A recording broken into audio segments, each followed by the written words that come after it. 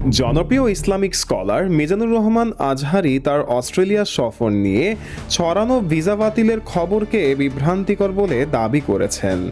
Verified Facebook পেজে তার একটা স্ট্যাটাসে তিনি জানান, বিদেশি একটি প্রতিবেদনের ভুল ব্যাখ্যার কারণে এ ধরনের তথ্য ছড়িয়েছে।